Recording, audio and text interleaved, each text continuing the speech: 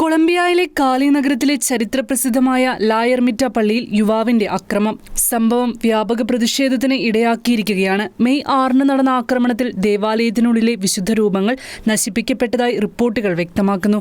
കാലി അതിരൂപത അധ്യക്ഷൻ ലൂയിസ് ഫെർണാണ്ടോ റോഡ്രിഗസ് സംഭവത്തെ ശക്തമായി അപലപിച്ചു. വിശ്വാസികളുടെ ആത്മീയ വികാരങ്ങളെ വ്രണപ്പെടുത്തിയ ഈ ആക്രമണത്തിന് പിന്നാലെ പ്രായശ്ചിത്തത്തിന്റെ അടയാളമായി പള്ളി മെയ് 9 വരെ അടച്ചിടുമെന്ന് അദ്ദേഹം അറിയിച്ചു.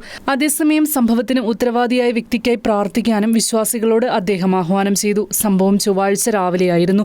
പള്ളിക്കുള്ളിൽ അതിക്രമിച്ചു കടന്ന ഒരാൾ അൾത്താരയിലേക്ക് കയറി നിരവധി വിശുദ്ധ രൂപങ്ങൾ നിലത്തേക്ക് എറിഞ്ഞു തകർക്കുകയായിരുന്നു.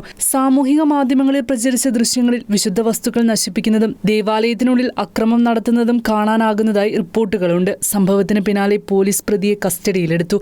അതേസമയം ആക്രമണത്തിന് പിന്നിലെ കാരണം ഇതുവരെ വ്യക്തമല്ലെന്ന് പള്ളി ചാപ്ലിൻ അറിയിച്ചു. വ്യക്തിക്ക് മാനസികമായ പ്രശ്നങ്ങൾ ഉണ്ടായിരിക്കാമെന്നാണ് പ്രാഥമിക നിഗമനമെന്നും അദ്ദേഹം പറഞ്ഞു. ആക്രമണത്തിൽ ദേവാലയത്തിലെ ഭൂരിഭാഗം രൂപങ്ങളും നശിപ്പിച്ചതായി അദ്ദേഹം വ്യക്തമാക്കി.